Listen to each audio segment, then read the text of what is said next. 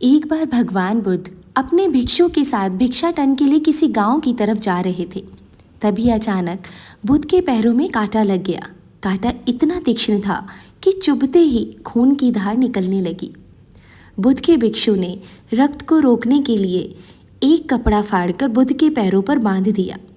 इस घटना को कुछ लोग देख रहे थे जो कि बुद्ध से ईर्ष्या करते थे।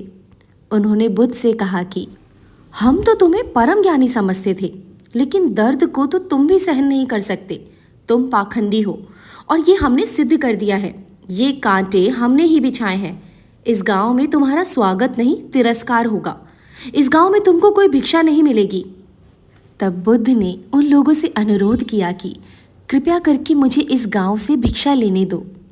बुद्ध के ईर्ष्यालुओं ने बुद्ध का उपहास बनाते हुए कहा, अगर तुम्हें भिक्षाटन के लिए इस गांव में आना है तो तुम्हें अपने रक्त की बलिदानी देनी होगी। तुमको इस कांटों के रास्ते से गुजरना होगा। भगवान बुद्ध ने उनकी चुनौती को स्वीकार किया और कांटों के रास्ते पर चलने के लिए अपने कदम बढ़ाने लगे। बुद्ध मुस्कुराते हुए कांटों पर चलने लगे। बुद्ध के साहस को देखकर गांव वाले चकित रह गए। कुछ लोगों की आंखें फटी की फटी रह गई।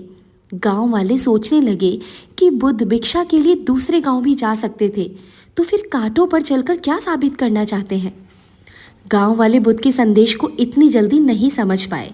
यहाँ पर बात भिक्षा की नहीं बल्कि जीवन को बदलने की थी। तब एक गांव वालों की भीड़ में एक सुमित नामक युवक था जो बुद्ध पर हो रहे अत्याचार को देखकर द्रवित हो गया। सुमित दौड़कर आया और बुद्ध के पैरों के सामने से कांटे को हटाने लगा। बुद्ध के ईर्ष्यालु सुमित को रोकने लगे और गांव से दाना पानी ना देने की धमकी देने लगे, परंतु सुमित ने किसी की ना सुनी और कांटों को हटाते हुए बोला, हे भगवान, आप इन मुट्ठी भर लोगों के लिए अपने आप को कष्ट मत दीजिए।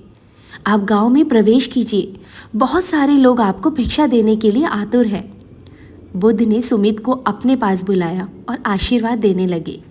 सुमित पीछे हट गया। हे भगवान, आप मुझे छूकर अपने आप को अपवित्र और दूषित ना करें। भगवान बुद्ध ने कहा, तुम अपने आप को दूषित क्यों कहते हो? स्पर्श से कभी कोई दूषित हुआ है क्या? मनुष्य तो लोभ, लालच, घृणा, ईर्ष्या से दूषित होता है। तुम्हारे अंदर तो प्रेम भरा है। तुम दूसरों का सुख चाहते हो। तुम तो पवित्र हो। बुद्ध की ये बात सुनकर वहाँ खड़े कुछ लोगों ने कहा, तुम तो अपने आप को बड़े ज्ञानी कहते हो। तुमको जाति का कोई ज्ञान ही नहीं है। तुम पाखंडी हो। बुद्ध बड़े ही शांत स्वभाव से कहने लगे, मानव से मानव की मानवता छीनना पाखंडी की निशानी है। मुझे पाखंडी बोलकर यदि आपको संतोष मिलता है तो मेरे लिए दुख का कोई और विषय नहीं है। कुछ लोग तो बुद्ध पर बरस पड़े, परंतु यह तो धर्मशास्त्र है, फिर यह पाखंड कैसे हुआ? बुद्ध कहने लगे, हमारी उत्पत्ति इस सृष्टि में हुई है। नदियों का पानी सभी की समान रूप से प्यास बुझाता है। खुले जंगलों की हवा भी भेदभाव नहीं करती। खुला आसमान हमारे पिता के समान हमारी परवरिश करता है।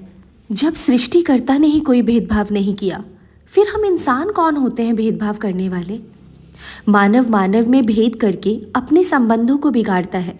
महात्मा बुद्ध की ये बातें सुनने के बाद वहाँ खड़े कुछ लोगों ने कहा, अगर आप इतना ही कहते हैं तो सुमित को अपना भिक्षु क्यों नहीं बना लेते? महात्मा बुद्ध ने कहा कि ये तो बहुत अच्छा सुझाव है। अगर सुमित तुम चाहते हो तो मेरा भिक्षु बन सकते हो।